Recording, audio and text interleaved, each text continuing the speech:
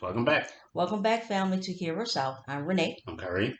And once again, thank you so much to our longtime subscribers who have been with us since the very beginning. And to anyone who has, met us along the way on the journey, thank you so much for being with us. Make sure to hit subscribe so that you can continue to get notifications to Hear Us Out. Yeah, thank you. And today we'll be returning Mm-hmm. to regularly scheduled, you know, things, Programming, yeah. programming. Mm-hmm. Because in the last episode we took a bit of a detour and, Right. kind of had a discussion about Mm-hmm. apathy and Right. whatnot. But now we are returning Mm-hmm. to Plato Right. with his second dialogue of Right. the great Dialogues of Plato, Meno, Mm-hmm. which is uh, a discussion about another Socratic dialogue Yeah. about this time Socrates is talking to a uh, a nobleman of the city Mm-hmm. named Meno, Mm-hmm. and they're having this long discussion about virtue. Right. Whether or not, well, what is Yeah, virtue and can virtue be taught yeah, was pretty much are pretty the. much the two biggest Mm-hmm. points made throughout the Mm-hmm. story Throughout the and dialogue, right? the dialogue Right? Mm-hmm. story. Whatever. It Mm-hmm. is he made it up. Yeah. So, This is yes. just what Plato thinks Socrates would say. Say, right. We don't really know what he would have said Actually have said, in those moments. yeah. But yeah. And Yeah. once again, Mm-hmm. we read through, and once again, you know, we kind of reached a point where it was we get what you're trying to say, Mm-hmm. but no, No. because as is becoming apparent, is that a lot of these are like political writings. I guess with That's exactly what they're correct. it's I Yes. guess it's good to try to kind of keep these things in context and Mm-hmm. understanding that he wasn't writing these things to posterity's sake. Right. He wasn't just trying to record his Yeah. thoughts and Mm-hmm. stuff like that. He was writing, for an audience. He Right. was writing for a time and for these things to be read. Mm-hmm. And that, at the time, I guess there was, well, I mean, Greece was never particularly stable, Mm-hmm. so at the time of his writing, you can tell, Mm-hmm. the that he was writing trying to combat, Right. Trying to win the argument, trying to just narrow, trying to combat, yeah, and narrow focus. Mm-hmm. trying to combat. Because one of the pervasive things throughout both of these dialogues is trying to parse out when a person can speak on a subject, Mm-hmm. when they can, when they're when it's Qualified, okay for right? them to be listened to. Right. Who is Yeah, qualified and to stuff like speak? that. Mm-hmm. And a lot of because one of the biggest things with ancient Greece at the moment, a lot of Greek philosophers is categorization Mm-hmm. and placement. Everything needs Has to to be in be a in particular its particular place in place. Mm-hmm. service to the greater whole, Mm-hmm. in a sense. And we touched on that. He touched on that All right. in the previous dialogue with Ion when he was talking about how, because it ended on this thing of Right. an artist doesn't really know anything. Mm-hmm. All their knowledge really isn't even knowledge; Knowledge, right? it's divine Station. dispensation. Mm-hmm. And so you shouldn't be able to speak Mm-hmm. on the, say, political goings and the political actions of the state. You Mm-hmm. should not be, again, because artists tend to critique. Mm-hmm. That's kind of what they do. And so now you see where Plato landed on that, is that Mm-hmm. your critiques aren't critiques Right. because they aren't coming from a place of, Of of, of knowledge. You right. don't know, You don't know. Right. Mm-hmm. right? And the same thing here with Meno Mm-hmm. is that Meno believes that he knows what virtue Who is. is, Mm-hmm. right? Right. And he subscribes, virtue to, good, just. At the beginning, he Well, even gives it. that's what Socrates does. Yes. Hmm. Well, when I mentioned about the good, I was going to say that he also gives it even like almost like a gender type role, talking about Well, what that's Meno. that's mental, right? Yeah. About how I have it written down that that virtue, you know, that for the male is the one manages the business, helps friends, hurt enemies, keep clear of mischief, Mm-hmm. right? And so the woman, he gives it a role, manages the home, keeps stores safe, obeys the husband. Mm-hmm. Okay, so even in that, you know, and depending, of course, on the child, it just depends on the gender of the child. So so virtue for Meno is it's of your own making. It's what works. It's what's good. And what works. Socrates is about the good. Meno is about the Meno is the one. Meno is about the, I guess, the physical attributes of Yeah. it. Hmm. The you know the application of it, Right. What and works? how What and works in the how results? yeah, and Hmm. how it's applied in particular Hmm. situations. Because like you just said, when he was talking about, because at the very beginning, he's Plato asks him what virtue is, uh, Hmm. and he talks about. Are you on page 31? What page are you on? But I was just because I know that that's the part where he begins to refute him, Okay. right? Hmm. And it says, let me see, right? Because Socrates asks Meno Hmm. what virtue is, and Hmm. it says, that is nothing difficult, my dear Socrates. First, if you like, a man's virtue, that is easy. Hmm. This is a man's virtue, to be able to manage public business, and in doing it to help friends and hurt enemies, and to take care to keep clear of such mischief himself. Or if you like, a woman's virtue. There's no difficulty there. She must manage the house well and keep the stores all safe and obey her husband. And the child's virtue is different for boy and girl, and an older man, a free man's, if you like, or a slave's, if you like. There are a very large number of other virtues, so there is no difficulty in saying what virtue is. So, according to each of our own activities and ages, each of us has his virtues for doing each sort of work. And in the same way, Socrates, I think, his vice, Hmm. right? So that's how Meno. Meno Hmm. defines, Hmm. virtue, Virtue. in that it depends. Virtue depends on who you are Yeah. and the role you occupy. Yeah, I have virtue by circumstance as well. Like just it just depends on like if you're a Yeah, man, it those type. depends on your Right. circumstance. Hmm. But Socrates kind of rails against Of that, course. right? Right.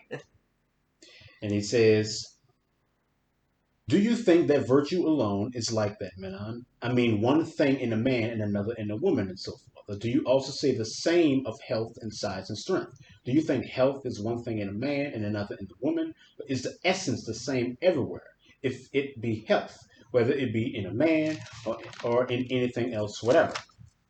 I think health is the same thing in both man and woman. And what of size and strength? If a woman is strong, is it the same essence and the same strength which will make her strong? By the same strength, I mean this: the strength is not different in itself, whether it be in man or woman. Do you think there is any difference? Why, no. Yet virtue will differ in itself in a boy and in an old man, in a woman and in a man. I can't help thinking, Socrates, that this is not quite like those other things. Very well. Hmm. Do you not say that man's virtue is to manage public affairs well, and woman's to manage a home? Yes, I did. Then is it possible to manage a state or a house or anything well without managing temperately and justly? Hmm. Certainly not. If then they manage temperately and justly, they will manage with temperance and justice, necessarily. Then both need the same things. If they are to be good, both women and man, justice and temperance, so it seems. What of the boy and the old man? They are reckless and unjust. Could they ever be good? Certainly not. But they must be temperate and just. Yes, then all men are good in the same way, for when they have the same things, they are good. Hmm. So in this case, what is virtue then? Mm-hmm. Because Meno he defines it in like you said as a virtue is dependent on your circumstance, Mm-hmm. dependent on who you are. Mm-hmm. I think, and Socrates counters by saying that, well, it doesn't really matter if you're, Meno, managing a right? household, Mm-hmm. managing state, Or managing boy your or home. Mm-hmm. girl and stuff like that. Those things really don't matter Mm-hmm. because good behavior, quote unquote, or the things that we're looking for, Mm-hmm. it all comes from the same place. Mm-hmm. Like he said, from temperance and Right. justice, right? It's all coming from that same place. Mm-hmm. So if it's coming from the same place, then it's not really circumstantial, Right. right? It's not Right. circumstantial. So how is it that you define virtue? Well, I have, I looked because in reading this, Right. I looked up that because exactly where you went is exactly where I went. So I Right. looked up the definition for Mm-hmm. virtue, right? So it says virtue, conformity to a standard of right, i.e., morality, Mm-hmm. or a particular moral Right. excellence. And I use the term about behavior. Mm-hmm. That behavior with the moral excellence, right? Mm-hmm. And so I looked at it from the point of you know how you act, you know, your how you conduct yourself. Mm-hmm. Okay, that's the virtue. So virtue is is it's something that you do. It has a result. It's that. So when Meno uses, different Mm-hmm. adjectives or whatever, all of that still, All of that is still virtue. It's an element yes, it's of an virtue, element of and that's virtue. one of the things Right. that Socrates hits on as well, Yes. because he doesn't want a piece of virtue. Right. He wants the He wants the whole whole. He planet. wants the core. Right. What is that core element Mm-hmm. in temperance and Right. justice? So can that whole thing, is that something that you already have, or is it something that can be taught? That's later on, Right. but he's talking about because then he has this whole back and forth with Meno. Minnow Mm-hmm. about not giving him a piece Mm-hmm. because every subsequent time Minnow tries to define virtue Mm-hmm. or get to the core of virtue, he's only able to name an element Right. of virtue Mm-hmm. as far as Plato's concerned. Mm-hmm. As far as Socrates So is concerned, Socrates, yeah. Mm-hmm. he's only able to name a piece of it. And then there's this part, I don't know, here on page 39 where he says, um, because I begged you just now not to break virtue into bits, or give me virtue as a handful of small change. And I gave you specimens to show how you ought to answer, and you simply pay no attention. Now you tell me virtue is to be able to get good things with justice. Mm-hmm. And justice, you say, is a bit of virtue. Yes, that is what I say. It follows then, for which you agree, that to do whatever we do along with a bit of virtue is virtue. For you say justice is a bit of virtue. And so with each of those bits, well, why do I say this? Because when I begged you to tell me what whole virtue is, instead of telling me what that, far from it, you say that every action is virtue if it be done with a bit of virtue. Just as if you had explained what virtue is as a whole, and I should know it at once, even if you chopped your coin up into farthings. Then I must put the very same question from the beginning as it seems, my dear friend Menon. What is virtue? If a little bit of virtue would make any action virtue, for that is as much as saying whenever anyone says it, that all action with justice is virtue. Don't you think yourself that I must put the same question again? Or do you believe that we can know what a bit of virtue is when we do not know virtue itself? Mm-hmm. Hmm. And that's when I'm reading it, and then it started to grate on me in that because I wrote let me see, virtue is serving and providing the societal and personal good. Mm-hmm. Virtue is a matter of perspective, Yeah.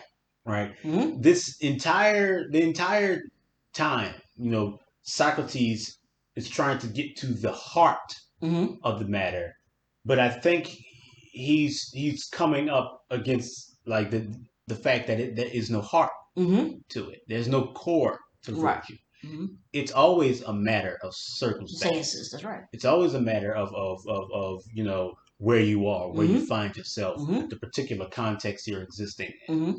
right? Because temperance and justice may be elements of virtue, Mm-hmm. right? But what those things actually are, what it means to act temperately, Mm-hmm. what it means to act justly, Justly. Right. differs in whatever You see situation that you you're find in. That's yourself right. in. Mm-hmm. So it's the same thing with virtue. That's Mm-hmm. why you can only ever name an element of Right. it because virtue really isn't anything. It's Mm-hmm. merely just a matter of perspective. Right. And so, in thinking about that, in regards to what I call that European thought, Mm-hmm. right? That everything for in that European thought, it tries to boil itself down to one thing. It doesn't allow for To a core element. yeah to a core correct that it doesn't it tries to take away those nuances or whatever that falls out of that element as if there's only this whole one way to be That of that everything is a piece of that. mm-hmm.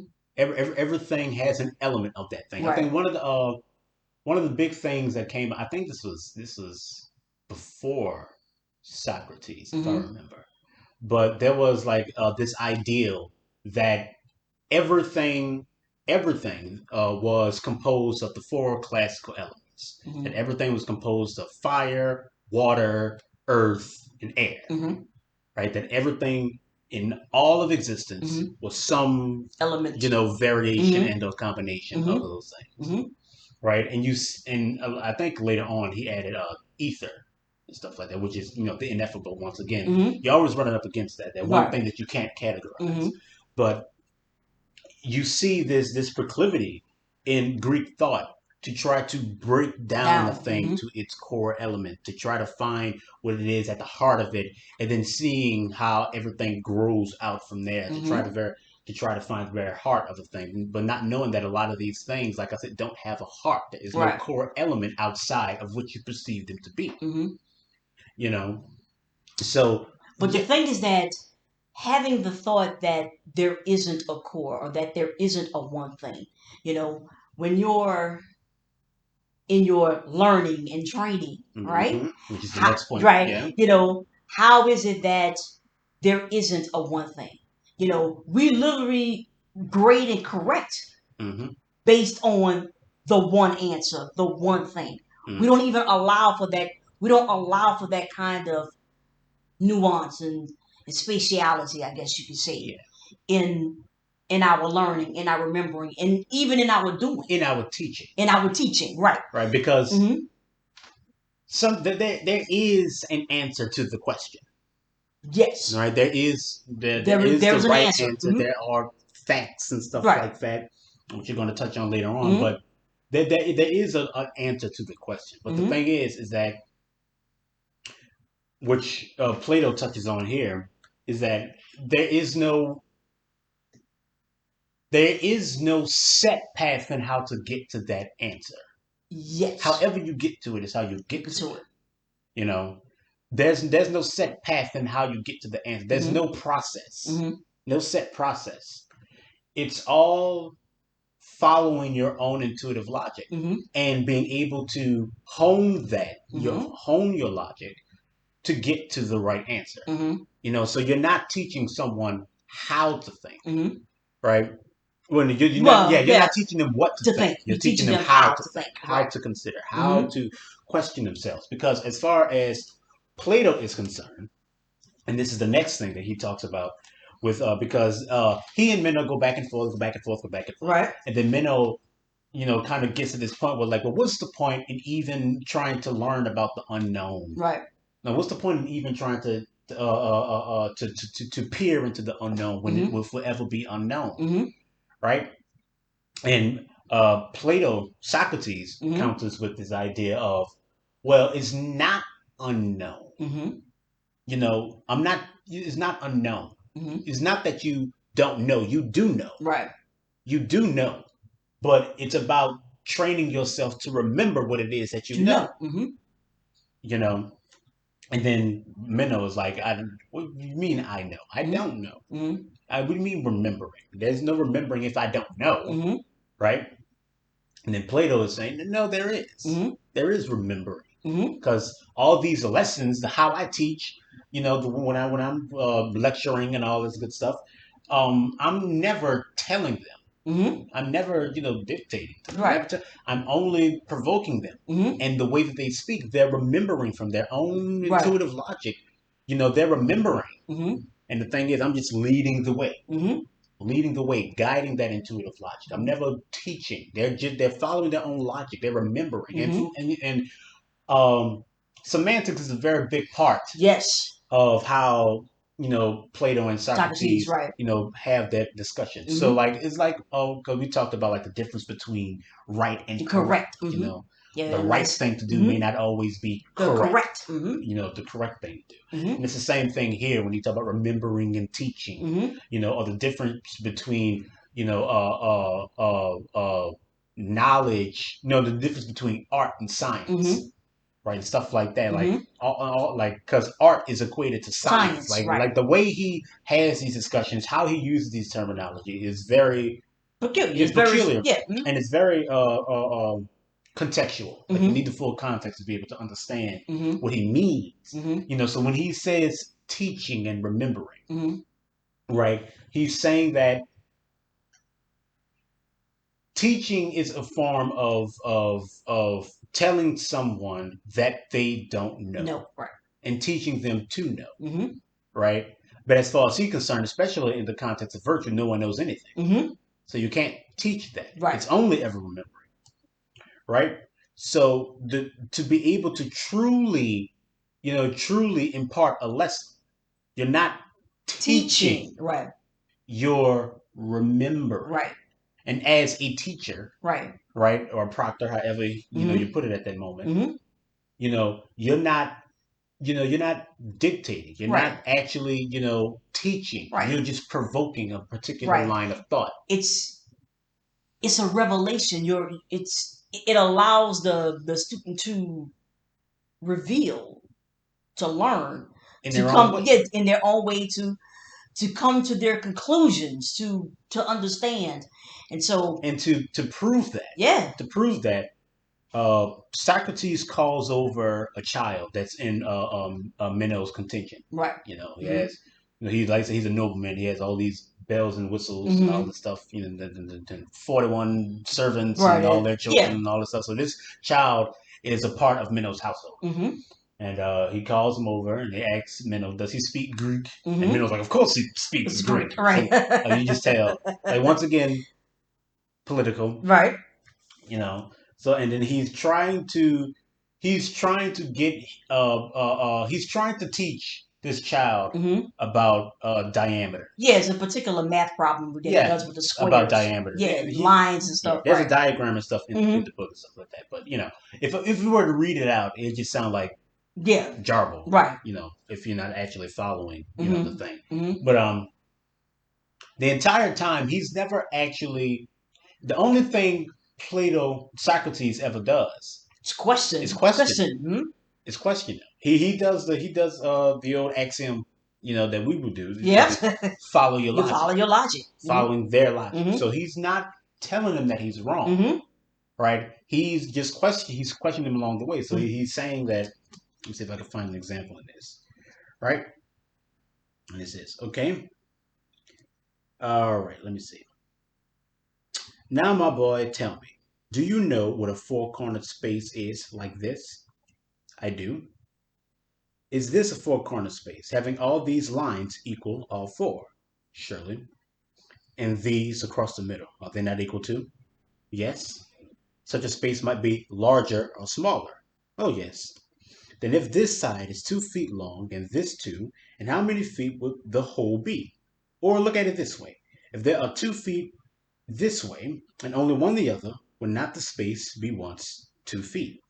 Yes.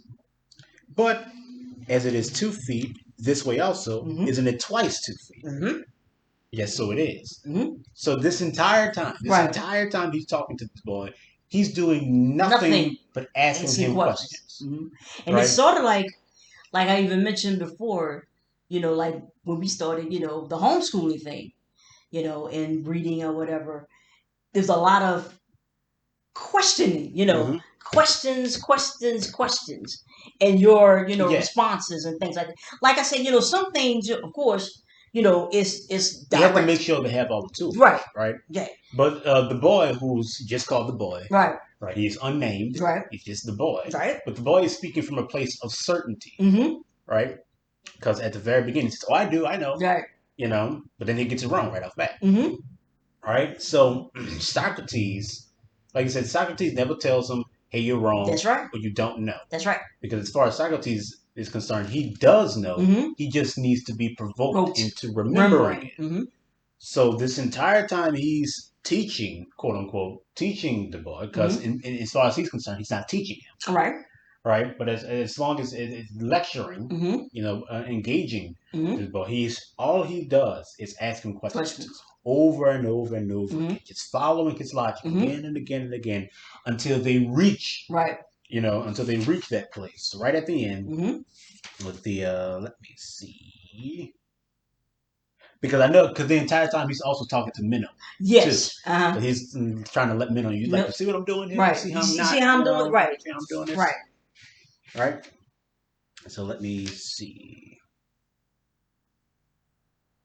And so let's okay, right. It says all right. Let me see. Let me just start because this is at the very end. He's trying to teach him about diameters, right? So it says the professors call this a diameter. So if this is a diagonal, the double space will be made from the diagonal, as you say, Meno's boy. Certainly, Socrates. Now then, Meno, what do you think? Was there one single opinion which the boy did not give as his own? No, they were all his opinions. Yet he did not know, as we agreed shortly before. Quite true indeed. Were these opinions in him or not? They were. Then in one who does not know about things he does not know, there are true opinions about the things which he does not know. Who? Yes, indeed. Yeah. So it appears. Yeah. So it appears. And now these opinions have been stirred up in him as in a dream. And if someone will keep asking him these same questions often and in various forms, you can be sure that in the end he will know about them as accurately as anybody. It seems so. And no one having taught him, only ask questions, yet he will know, having got the knowledge out of himself. So, yes, but to get knowledge out of yourself is to remember, isn't it? Certainly it is. Well then, this knowledge which he now has, he either got it sometime or he had it always. Yes. Then if he had it always, he was also always one who knew. But if he got it sometime, he could not have got it this present life, or has someone taught him geometry.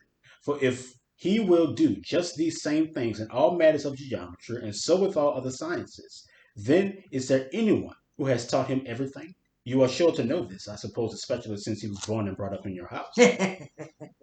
Well, I indeed know that no one has ever taught him. Has he all these opinions or not? He has, Socrates, it must be so. Then if he did not get them in this life, is it not clear now that he had them and had learnt at some other time? So it seems. Is not that the time when he was not a man? Yes. Then if both in the time when he is a man and when he isn't there are to be true opinions in him, which are awakened by questioning and become knowledge, will not his soul have understood them for all time? For it is clear that through all time he either is or is not a man. That's clear. Then if the truth of things is always in our soul, the soul must be immortal. So that what you do not know, by any chance, that is, what you do not remember, you must boldly try and find out and remember. So yeah, he's making this big point to Meno, right? Saying that no one taught this kid. Right. He didn't know anything for certain. But at the very beginning, he made a statement. That's right. That's saying that I do know what the diameter of this square is. Right? Even though he had no knowledge of what a diameter was or any other things. Right? And like I said, he gets it wrong right off the bat. But Socrates never tells him he's wrong. Right. Right? But all he does is constantly question him and provoke him, to make other statements, like he says, make other opinions, declarative statements about his own knowledge. Right? And again, he does it until he reaches, the right answer. Right. Which, as far as Socrates is concerned, was always in him. Right. Because he never told him he was wrong. Right. He never, said, no, this is this and stuff like that. He just followed the logic and constantly questioned and provoked his own intuitive logic. And in doing that, he has a lesson that was always in him. He always knew. But it didn't become knowledge until he remembered his way of knowing. Right. That's when it became knowledge. Yeah. So yeah. I feel like I did something right. at least in that approach. Yeah, in that particular technique of teaching. That's how Socrates taught. In so much that's how Plato thought Socrates taught it. Yeah. And so we know that's how Plato taught. You have the freedom to do that when you're out of the... Yeah, there was no set curriculum. He was just a teacher. He taught the way he wanted to teach. That's right. Right? And then that leads us into the second question. Because the first question was, what is virtue? Right. What is virtue? Right? Having been unable to truly answer that question. I think there's a point where Plato talks about wisdom. Yeah. Being virtue. That's, like I said, application. Right? Temperance, justice, and all that stuff, aren't anything if you don't have the wisdom to apply them correctly in the right circumstances. Right. So as far as Plato's concerned, wisdom is the core of virtue. Right? But then he asks, what can it be taught? Because the first... So he asks Meno, can you teach wisdom? Right? Can you teach wisdom? Right. Can you teach virtue? Is that even possible? Right. Can you teach someone to be wise? Right? And Meno thinks, well, he's not very certain, but he was like, I would think so. I would think that you'll be able to. Right. And so then Plato asks, well, if you want to teach somebody about science, right, you can do that. There's a science teacher. Right. Teach someone about geometry. They're geometry teachers. Yet there are no teachers of virtue. Like I said, I've looked. I've looked all over the place, right, trying to find, someone that is a teacher of virtue. That's right. Yet there is no teacher of virtue. There's no person that can teach you how to be wise. And then there's another person enters into this conversation, and this person's name is Anytos. Anytos. Anytos. Anytos. Yeah. Anytos. Anytos. And Anytos is a friend of mine, another friend of the city, and another nobleman. Yeah. Comes from a rich family. Yeah. And Socrates makes sure to point out that he isn't rich through some quirk of fate. Right. He isn't rich because he dealt with the Persians and stuff like that. He's rich of his own accord, of his own ability, all that stuff. And he asks Anytus about virtue. And then Anytus has his whole thing about the sophists at the moment. Yeah, because he goes he goes up on this whole tangent about because can anyone teach? Right. Can anyone teach virtue? Right. Yeah, the sophists are not. They're not very appealing or light at this particular time. Well, not to the nobleman. Yeah. Right. Man, so let me see if I can find the exact thing. So what page are you on now? I'm on 57, 58, 59. Oh yeah, because I have Okay, all right, because I have like virtue is use. Good men must be useful, right? Yeah. And if is virtue a knowledge, but knowledge is a thing that is taught, So right? this is the whole part. Mm-hmm. This is the whole part about the sophists. The Mm-hmm. sophists, right? So anything but madmen, Socrates. The young men are much madder who pay them money, and madder still those their relations who entrust young people to them. Maddest of all the cities which allow them to come in and do not kick them out, whether he is a foreigner or native who attempts to do such a thing. Why, Anytus, have you ever been wronged at all by a sophist? What makes you so hard on them? Good God, I have never had anything to do with one. I would never allow anyone else of my family to have to do with them. Then you are quite without experience of these men. And I hope I remain so. Astonishing. You can just either you can just hear the Sarcasm, sarcasm. right? So astonishing. So you have knowledge of these people even though you've never dealt with them and all this Yeah, other, but okay, keep going. right? Right. Astonishing. Then how could you know anything about this matter? Whether there is anything good or bad in it if you are quite without experience of it? Mm-hmm. Easily. At least I know who these are, whether I have experience of them or not. Perhaps you are a prophet, Anytus, since how indeed otherwise you could know about them from what you say yourself, I should wonder. But we were not trying to find out who those are that Menon might go to and become a scoundrel. Let them be sophists if you like. But those others, please tell us, and do good to this, your family friend, by showing him some to whom he should go in all this great city, who could make him of some account in that virtue which I described just now. Mm-hmm. Right. So he asks Anytus about a teacher of virtue. Mm-hmm. The Anytus is so I can tell you who is not. Right. It's not those sophists. And then oh, Yeah, yeah, and it's yeah, it's time. yeah.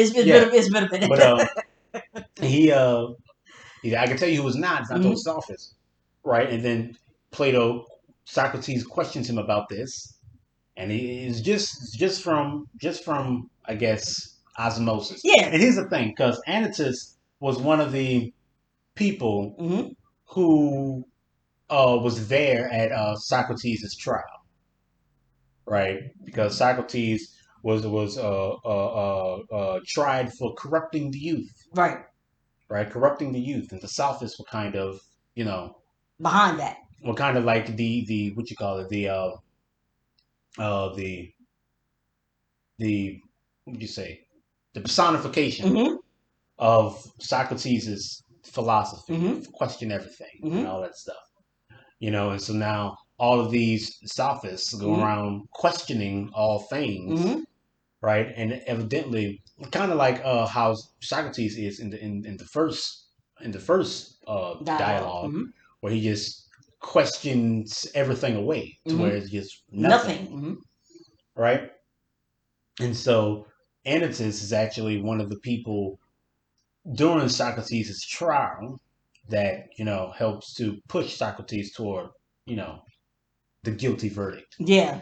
And then we all know the story. He has to Mm-hmm. to take the hemlock, Yeah. and he takes it himself virtuously. Like no, I'll Right. he goes out the way he came in. Mm-hmm. But yeah, so that's why there's this this somewhat you could say this sarcastic Yeah. tone toward Mm-hmm. Anytus, because Plato, who was a student of Socrates, probably has a lot of you know Angst. angst Mm-hmm. towards this person. Mm-hmm. But he's asked, but Socrates poses this question, like, okay, all right, so if the bad people be the sophists, let them be the personification of the badness, right? Mm-hmm. But who can teach him the good? Right. Who can teach him the virtue? Right. Right? And once again, they go on like, well, the father, Mm-hmm. the fathers, the great men Mm-hmm. of of uh of Greece, right? And then they go on and talk about all these different great men. Men. Mm-hmm. One who was a great shipwright, the other Mm-hmm. was a great general, and all these Mm-hmm. great men. And he talks about their children, Right. right? Their sons. Right. who aren't great Right, shipwrights and right. I'm about generals, to say, well, I was gonna say, right? well, because they really ain't shit, but Yeah, I didn't want to go who that far. aren't. But it's not that they're I not mean, as good as good their parents, parents. right? They're Right, not as good as their right. parents. So there was something integral Uh huh. that seemed to be missing. Missing, right? And then he asks him, like, don't you think that these great men will want to impart the totality of Of their their knowledge, knowledge right? to their Children. children? That they would give them the best teaching, Mm-hmm. right? And even though they got the best teaching, they're nowhere near They're as as capable capable as as their their parents, right? parents. You Uh, know? So uh, what does that say uh, about being able to teach you virtue? Evidently, right. there is some there's something about this knowledge, about Mm-hmm. this remembering Uh-huh. that happens in and of itself. Right. And a There is lot a of wisdom that cannot be the imparted mm-hmm. about these Right. things. It's You something know, that's it's something that is innate deep. in That's the right. That's person, within. Right. Mm-hmm. right? And Anna just kind of balks at this, and Right. like he like don't go saying this out loud, Socrates, and he storms off, Right. All his feelings. all upset and All his everything. feelings. He's And like, oh, excuse Socrates me. is like, yeah, we'll explain it to him later, Later. Right. right? Because he's still trying to have this conversation up Mm-hmm. with Meno. Meno, Mm-hmm. Menon, and the fact is that Menon has come to the same conclusion that perhaps virtue cannot be taught. Mm-hmm. Then it falls back onto, well, what is virtue? Mm-hmm. What is virtue? Right? And there's all this whole thing, right? About, but what in the ends, Mm-hmm. it ends the same way that Ion ended. Mm-hmm. You know, this is the final part Are you here. going to the right opinions and knowledge? Well, I was gonna work my way Okay. backwards. Okay. What you? Okay. All right. But yeah, Fine. Okay. he talks about this final thing here where he says, then for this our reasoning, Menon, virtue is shown as coming to us whenever it comes by divine dispensation. But we shall only know the truth about this clearly when, before inquiring in what way virtue comes to mankind, we first try to search out what virtue is in itself. Mm-hmm. So he ends the whole conversation about virtue by saying that virtue, much like art, much Mm-hmm. is not inherent in humanity or not inherent in nature. Mm-hmm. These things come from somewhere else. Else. Mm-hmm. But before we can answer where exactly it comes from, Mm-hmm. even though he already said divine dispensation, Dispensation. Right. before we can actually do that, we have to try to figure out what virtue is in and of itself. Mm-hmm. And that is the thing that lends itself from the right opinion Mm-hmm. and knowledge. Mm-hmm. Because the entire time when he's talking about opinions, we talked about the boy. Mm-hmm. And he said, the boy had his opinions, Opinion. Right. right? And He was, and at first he was certain he was certain of it. in that. And it was from that certainty where he lended toward the same answer, because he never was uncertain Mm-hmm. of his own logic. Mm-hmm. It's just that he was able to perfect it in a sense. He was able to use it correctly Mm-hmm. to get to the right answer, Mm-hmm. right? But there's this whole point about the usefulness of Mm-hmm. knowledge, Mm-hmm. right? About the usefulness of knowledge, Knowledge versus. especially Mm-hmm. when you try to pass it down, right? You're trying to pass it down Mm-hmm. to your children, the actual tangible, Right. this actual tangible knowledge, Mm-hmm. and the fact that they have the knowledge, but they Mm-hmm. don't have, that thing Mm-hmm. that makes them. They don't have the wisdom. Right. Right. They know, but they can't They don't have connect it in a way. They don't have the right opinion. Right. To make them wise. Yeah, they don't have the right opinion. Uh-huh. They have the knowledge, right? But they don't have the wisdom, right? The Right virtue, opinion, the right opinion in itself, and knowledge in itself. One is not inferior to the other. I think that's addressed. However, what makes knowledge, the thing to have, is how you put everything together. Because even with right opinion, it's always determined, well, not always, but it's determined by circumstances almost. Mm-hmm. You know, unlike with knowledge, that's what it is. You know, regardless of the circumstance. Mm-hmm. And there is this one little part here about right Right opinion opinion and and knowledge. knowledge, where it says right because he's talking about the right opinion here. Mm-hmm. If left loose, there is not much value in owning one of his works. Like a runaway slave, it doesn't stay, but chained up it is worth a great deal, for they are fine works of art. What am I driving at? Why, at the true opinions. For the true opinions, as long as they stay, are splendid and do all the good in the world, but they will not stay long. Often away they run out of the soul of mankind, so they are not worth much until you fasten them up with the reasoning of cause and effect. But this, my dear Meno, is remembering, as we agreed before. When they are fastened up, first they become knowledge, secondly they remain, and that is why knowledge is valued more than right opinion, and differs from right opinion by this bond. I do declare, Socrates, you have a good comparison. Well, I speak by conjecture, not as one who knows. But to say that right opinion is different from knowledge, that I believe is no conjecture in me at all. Mm-hmm. That I would say I know, there are few things I would say that of, but this I would certainly put down as one of those I know. Mm-hmm. You are quite right in saying this, Socrates. Now then, is this not right? True opinion guiding achieves the work of which action no less than knowledge. Yes, I think that is also true. The right opinion is nothing inferior to knowledge and will be no less useful for actions. And the man who has right opinion is not inferior to the man who has knowledge. Yes, again, the good man we have agreed to be useful. Yes. Since then, not only by knowledge would men be good and useful to their cities, if they are so, but also by right opinion. And since either knowledge nor true opinion comes to mankind by nature, being acquired, or do you think that either of them does come by nature, perhaps? Mm-hmm. Right? And that lends itself to this whole conversation that men aren't good, quote Right. unquote, naturally. Mm-hmm. How many times have They I aren't talked they, about they that? aren't good naturally. Naturally, that's They right. are taught, Taught. or as far as Plato is concerned, Mm-hmm. it doesn't come from nature. Right. It comes from the divine Mm-hmm. dispensation, Mm-hmm. right? And he's having this whole, because he's talking, and once again, we're starting to touch on how Plato defines good Good. and virtues. Mm-hmm. Like I said, wisdom Mm-hmm. lies in the application, Mm-hmm. right? And virtuous lies in its usefulness. Mm-hmm. And how a person is able to apply themselves to the maintenance and health of the society as a whole, Mm-hmm. right? That is good. Mm-hmm. And nature cannot tell a person how to be good, right? Correct. Yeah. Because nature is not the social construct. That's right. Yeah, The that's social construct mm-hmm. is the thing, right? And that is where you must be good. Mm-hmm. And you don't know how to be good in it of yourself. So You know you how have to be be taught. good. That's right. No, you can't be taught. Well, it's something it's that thing that's within you, Yeah. right? And it's in you wherever you are.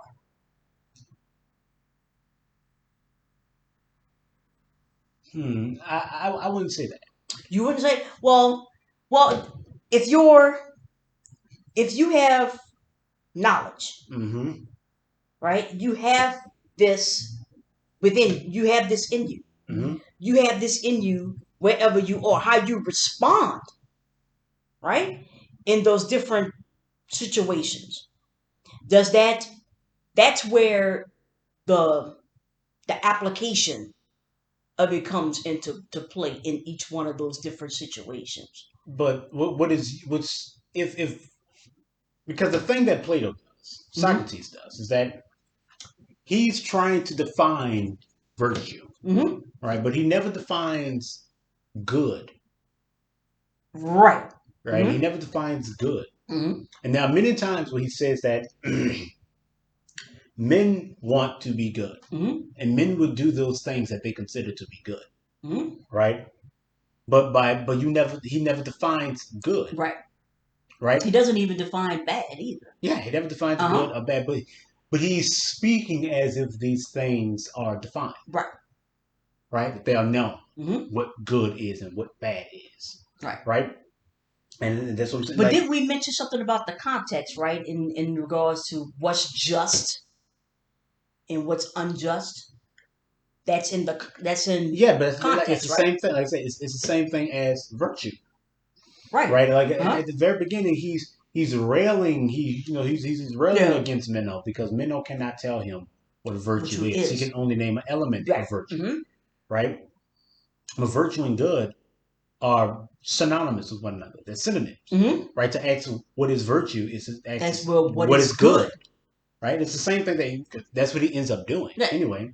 I'm like, but to Socrates, the good doesn't need to be defined for because it's already defined, Mm-hmm. whereas the virtue, Right. you know, Hasn't been hasn't been defined. defined. It's like, But good is, but virtue is the is a result. Good is a result, right? a result of what? Of your behavior, of what you do, right? But where does it come from? Oh, that comes from the divine. That Yeah, so yeah, it's yeah, not really. It's not. It's not how it ends. It's how it begins. yes, Hmm. yeah. So you, like you said, like you can be virtuous, Mm-hmm. right? But the rightness of your actions are only known through the result, Yes, correct. Yes. right? Uh huh. So, but to be But virtuous, mm-hmm, to have virtue, mm-hmm, is something that you have at the very very beginning. beginning. Mm-hmm, So it's not the result that mm-hmm. makes something virtuous. It's the utility of Yeah, the use how it's it. yes, Yeah, yes. the utility of it. Mm-hmm. And that's kind of where what the whole thing kind of falls apart Yeah, because if I'm you look yeah at it from the very beginning, like beginning you right. said, because that good isn't set in stone. That's right. Virtue isn't set in stone. None of these things are set in stone because none of these things exist in and of Themselves. themselves. Mm-hmm. And that's kind of where Socrates fails to see. Yeah, because if the if the determination of the thing is how it ends, right? And you're not looking at how it begins. Well, we could just simply just But that's what he's doing. yeah. At You least know, that's he, what he's he's yeah. he's looking, he's trying to see how it begins Mm-hmm. and how it leads toward a Right. particular end. Mm-hmm. Right? Cause and effect, like he said. Mm-hmm. Cause and effect. Cause and Mm-hmm. effect. Everything is this a question and answer, call and response. Mm-hmm. Right? But that particular context is very lateral. Yeah. It's very lateral. It doesn't allow And it does not exist in and of self. itself. And it's not something that it's not real. Yeah, it's not one It's way. not Right. true. Mm-hmm. It's all just a matter of perspective. There's Mm-hmm. no core to it. Mm-hmm. There's no core element of good. Because what wisdom is, Mm-hmm. like much like everything else, depends on where you are. Yeah. Right? What's wise in one context isn't wise Yeah. in another Because your context. knowledge what you know here may not be And I any know, use of yes, use yeah. So may Plato, not be of any use but somewhere else, Plato right? might counter by saying that, well, wisdom might not be consistent, but it's always wisdom, right? Mm-hmm. You always have to be wise in how you apply the thing. The Mm-hmm. application may change, but you always have to be wise in applying it. Mm-hmm. But that's the thing. They don't exist in and of Themselves, right. themselves. Wisdom does not exist in and of itself. Right. So the change is the wisdom. Wisdom. There's no core to That's it. right. You that's know, how that's how you're able so there to is no, showcase it, yeah, right? there is no wisdom. Right. There is no virtue. Mm-hmm. It's all just a matter of perspective. That's right. Mm-hmm. And then what is wise for one person to do isn't why may not be wise for the other person to do. Yeah. Because there is no wisdom. Right.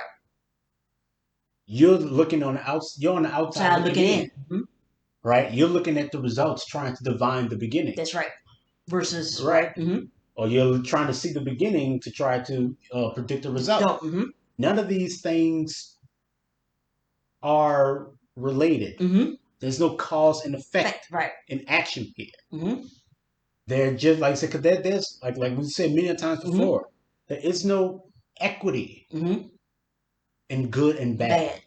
There's no good that can equate to the bad, no bad that can equate to the good. Right. It's not on that metric at all.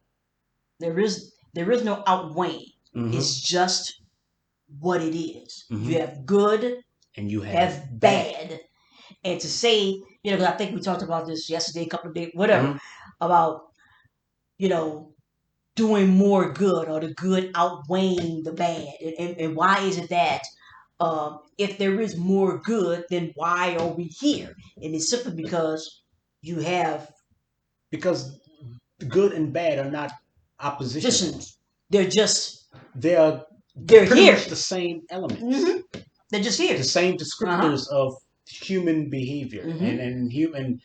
the actions of things as they relate to us. Mm-hmm. Right? Tornadoes are bad because they destroy things and they kill people. Mm-hmm. Right? But a tornado isn't bad in and of itself. Right. It's only bad as it how it relates to us. That's right. Right? War is bad because of how it relates to us. Mm-hmm. Health is good because of how it relates to us. Right. So none of these things exist outside of the human context. Mm-hmm. So good and bad are just... it's just us. Mm-hmm. It's just how do things relate to us. These are not oppositional ideas. Right. And so instead of it being cause and effect, it's more of a sprawl. Mm-hmm. It's more of just a sprawl, a spattering of existence. Mm-hmm. But anytime you try to break it down into that core element. Right? Anytime you try to do that, it's the same thing in Dune. Mm-hmm. Right? Like I always say, I think I've even said like you can't take a thing outside of its context. That's right. You have to keep it in its context and see how it moves within that context, how it moves in relation to everything else. Then that's how you know what a thing is. That's right. So you can't break it down. Mm-hmm. If you're breaking it down, you're not truly seeing what it is in its totality, right, in and of itself. Mm-hmm. You think that you're getting to the core of a thing by ignoring its context and seeing what it is in and of itself. Mm-hmm. But there is no self. Right. It is all context. Right. Problems exist within the context. Mm-hmm. Solutions exist within the context. And so when you try to... Even humanity is merely contextual. It's the context we're existing in. Mm-hmm. So, you're trying to find the core of these things. You keep saying divine dispensation. Mm-hmm. Keep saying divine dispensation. I can agree, like I said, even in Ion, that there is an ineffable element to our reality. Right. There is a spiritual element that cannot be quantified, at least not by the metric we're using now. Mm-hmm. I can agree with that, right? But to say that, like I said, even art takes our hands to create. Yeah. And it only becomes art once it's created by us. Yes, that's right. That's the context. Mm-hmm. None of these things exist in and of themselves. Sure. And it's the same thing here. Virtue does not exist in and of itself. Mm-hmm. So there is no purely contextual. Right. So there is no divine dispensation. Right. It's not otherworldly. Right. And it's going to always be, pieces. It's never going to be the whole. It is what's the opposite of otherworldly? It is mortal. Yes. It is very mortal. It is human. Right. Excruciatingly human. Yeah. Especially if you're talking about behavior. Yeah. And moral. It is a human construction. Right. It comes from our human societies and our human perspective. Mm-hmm. That's where. So it's like this is not. There's nothing divine about virtue. No. It is inherently human. Right. And you would think that, like, especially like during when the gods were not seen as virtuous. Mm-hmm. That is true. I don't know. But like you said, maybe they were. Mm-hmm. Or we're on the outside looking in. But Zeus and Hera and all, they weren't seen as paragons of virtue. Mm-hmm. Of these perfect figures. Not like Jesus and God and stuff like that. Mm-hmm. who are seen as, like you said, these paragons of Mm-hmm. absolute right and goodness Mm-hmm. and moral, Mm-hmm. you know, strength. Even ancient African, gods, I think. That none of a lot of the hallmark of our gods is back then. Mm-hmm. A lot of faiths back then were that they were not meant to be good. Right. They were just They were meant to be divine fine sensations. representations Right. of the human element. Mm-hmm. So good and bad and all those things weren't oppositional. So Right. Zeus can be the father of heaven and a And rapist, right? mm-hmm. Even though it really wasn't the relationship that ancient Greece had to these things, because that wasn't seen as bad. It wasn't seen as bad. Mm-hmm. Like I said, the artistic depiction of a marriage and a rape was the exact same thing in Mm-hmm. Greek culture. There was Mm-hmm. no difference. So the way they even looked at these things, Mm-hmm. rape wasn't rape, Mm-hmm. you know, to what it for what Now it and is keep now. right and keep, But there was still. I'm sorry, you. no, no, no. I was just saying because I was thinking about so keep that in mind in our curriculums and how it is that we teach now. And when I say now, Mm-hmm. now, you know, how there wasn't a good and bad per se. Mm-hmm. Like you said, like marriage was depicted the exact same way. Even even when you think about well, how did Rome start or how it's created? You see the two. I can't think of the two. Romulus Romulus and and Remus, yeah, suckling a cow. I remember a wolf. a wolf. Yeah, a wolf. You understand? But to them, that's not seen as bad. That's just It's mythologized. yeah. That's just what it Mm-hmm. did. That's it. So it's like there. It's never their context Right. was never one of paragons Mm-hmm. or archetypes. Right. Their faiths were not archetypal. Mm-hmm. It was different. Their relationship with divinity was different. Mm-hmm. There, some like so you would think that Plato and Socrates would be able to understand the contextual nature of virtue, just Mm-hmm. just by the nature of that. But like you said, the context that they were living in, what was bad wasn't bad, what was good wasn't good. It's a Mm-hmm. whole different context they're Mm-hmm. working from. But Now, Socrates and Plato are yeah, men of their right. times. Not trying to keep that in, you know, you're still trying to to educate a people. You're still trying to still do things in that particular vein. Mm. But the people are not responding that way. The people are responding with the nuances. Mm-hmm. They're not responding how I mean, that's you the only know way they can respond. right. So you know what? Yeah. So in conclusion, Mm-hmm. right? In conclusion, virtue is not is not otherworldly. Mm-hmm. Virtue is not a divine dispensation. Mm-hmm. None of these things really exist in and of themselves. Mm-hmm.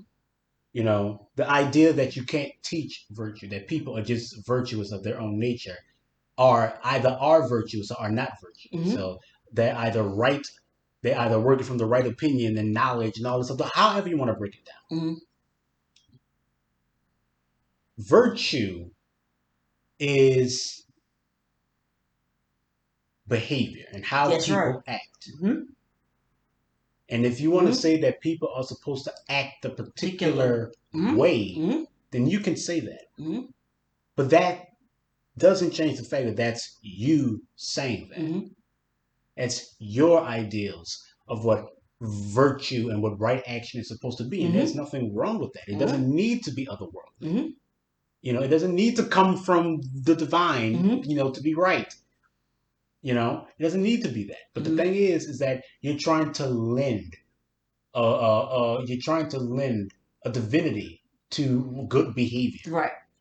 You're trying to lend these things a greater nature than they're supposed to have. That's right. Then And, even and, in and what yeah, they are. and what Right. they are.